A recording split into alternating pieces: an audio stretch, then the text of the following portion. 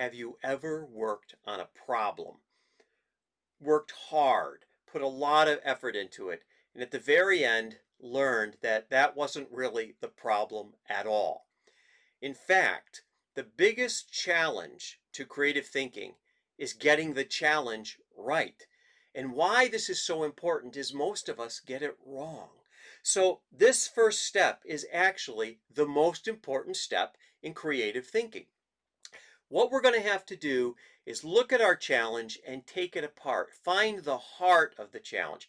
Find out what's really the challenge and work on that. And in order to do that, we're going to have to put ourselves through a number of lenses. We're going to have to distill or boil down this challenge to find out what's really going on and then reassemble it.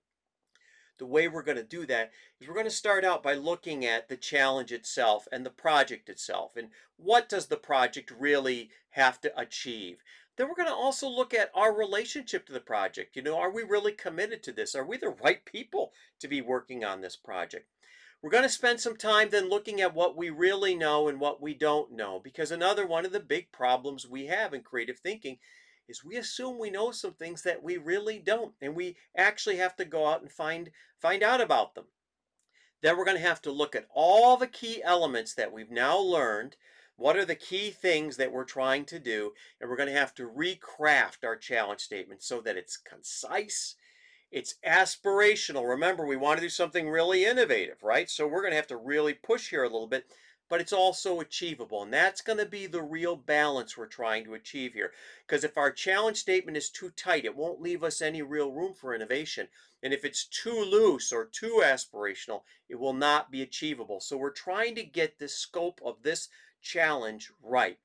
So let's take a look at a challenge, and let's assume that we are a principal, a brand new principal. We're young people and we're taking over an elementary school that's having a bit of a problem.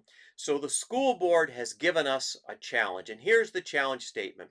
Due to the cut in funding, Lincoln Elementary will need to develop a plan to operate next year with a 15% cut in its current budget. Wow, while maintaining all state and local statutes and requirements and adhering to the teachers union contract. So there's conditions here. Wow, this looks pretty ominous.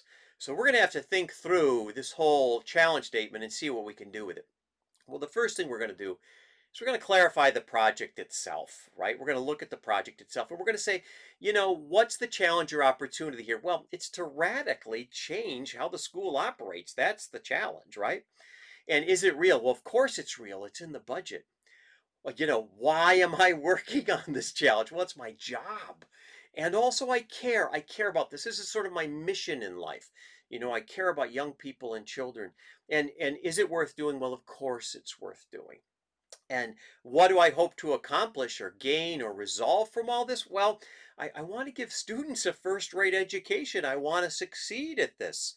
And can I really succeed at this? This is where I'm being honest with myself. I'm really unsure. I don't know. I'm really in the balance on this. Right, and I'm hoping I can change this challenge enough so that I feel more confident I can succeed. Now I need to clarify my involvement. Why am I involved? Will this project make a difference in my life? Well, it will. It's not only a job, it's my mission, something I care about. Will I enjoy working on this project? Well, I'm really unsure because, on one scenario, I'm getting rid of a lot of programs and teachers, which is very unpleasant. On another, I'm innovating and doing something remarkable. So again, I'm unsure. Will it matter 5 years from now? Well, of course it will matter 5 years from now. Does the project have a high return on my effort, on our effort? Yes, it does. Does the project have a real deadline? Yes, it does. It's year over year. I've got a number that I have to achieve, and I have a time frame I have to achieve it in. And does the project fulfill my values? And the answer is yes, it does. I have to, if not me, who? We have to make sure that these children get a good education. Now, having gone through this, it looks like this project is worth doing, and I'm probably the right person to be working on it. Now, the next lens is, what do I really know about this? Right? I'm brand new. I've been briefed, but I don't really know so much. So I have to kind of inventory what I know. So some facts. Off the top of my head, I know I have to cut 15%. And I know that I also have a 7% increase in enrollment. So not only do I have less money, I've got more people I have to serve. Now, observations. My observations are, why wasn't there a millage passed or a tax increase? So I have to assume that the established residents in this community really are not interested in a tax increase. Their children are grown up. They just like to keep things kind of the way they are now. My interpretation is the people who are going to be educated are really the newer residents and their children, right? So that seems like it's not a top priority in my community, the education of the newer residents' children. My impression is the school board believes I'm just going to come in and make big cuts. The school board thinks that cuts are a foregone conclusion. That's why, they gave a young person like me this big opportunity to be a principal. The experiments now, I find out that there used to be a magnet school, or I found that out before I walked in here. There used to be a magnet school, but it didn't get a lot of money, and they didn't really let the experiment go very long of teaching in a different way, and so they really underfunded it and cut it a few years ago. The testimony, I had an interview with the outgoing principal, and she was all too happy to be leaving this elementary school and the school district in general. So my beliefs, what I think is happening at the beginning of this is that the people that I've talked to believe this is business as usual. I speculate that the teachers believe that the senior teachers will keep their jobs and everything will be great, and the junior teachers are the ones who will bear the brunt of this cut.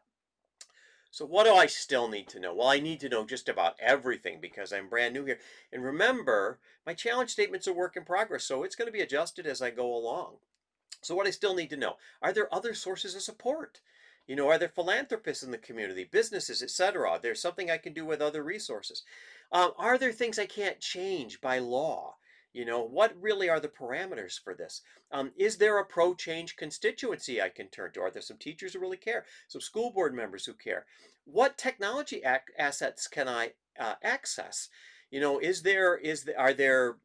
there technologies in the intermediate school district, et cetera, that we could actually use to deliver this in a different way? Maybe give the students some technology tools. So how will I come to know all these things? Well, first, I have to get out in the community and have some conversations with stakeholders, see what they actually can tell us. I have to review the state and local statutes. What am I really allowed to do? I probably should have some casual discussions with teachers. I don't want to upset anyone or create sort of a backlash before I need to. And then finally, I probably want to visit the intermediate school district and talk to the director of technology, see what we actually have. Now, how does this actually change at this preliminary step? How does this change how I define the challenge? Well, right off the bat, I'm going to have to abandon a conventional strategy. Just cutting 15% isn't really going to work. So that's something that's really changed, right, from these questions that I've asked myself. The second thing is I'm really moving from a change strategy to an innovation strategy. I'm not just figuring out how to get rid of 15%. I'm going to have to do things in a new way. So my aspiration is going to go up, right? I'm going to have a higher level of ambition than maybe the school board is thinking I'm going to have. I'm going to have to demonstrate what's possible step by step. I'm not going to be able to do everything at once. I'm going to have to kind of show that this could really work. I'm going to have to build a proof of concept. And finally, I'm going to have to expand my development and delivery options. I can't do things the traditional way and still meet that 15% number. So now I'm ready to look at key parts of this challenge statement, take it apart, this challenge statement, and figure out what are the key elements I'm going to have to put into my recrafted or adjusted challenge statement. So the who is my administration and the faculty. I'm going to need my administration and the faculty and perhaps even some other people in the community. But right now, my group and the faculty. What we will do, who's going to do what? Well, we're going to create innovative alternatives to our current practices, more than just change. We're going to have to really create some different ways of doing things that are substantively different. Where? Well, Lincoln Elementary School, good old Lincoln Elementary School. And why? Because we have a budget shortfall. But I'm going to say here it's an opportunity. And the reason it's an opportunity is resistance to change goes down when you have a crisis. Because the risk of trying something radical and the reward of staying where you're at is reversed when you're in a crisis. The barriers go down because you've got less to lose. Finally, how? We're going to change the curriculum and development and delivery strategy. We're going to change how we develop and deliver education in this elementary school.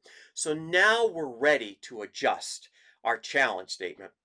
And the beginning part of the challenge statement, I think we have to keep the same. It's got to be recognizable to our key stakeholders. So due to the cut in funding, Lincoln Elementary School will, and I slashed here, need to, because when you say need to, you're in a reactive position. And we want to be in a proactive position. So instead of running away from something, we want to be running towards something. So Lincoln Elementary will develop, and instead of saying a plan, I say an innovation plan.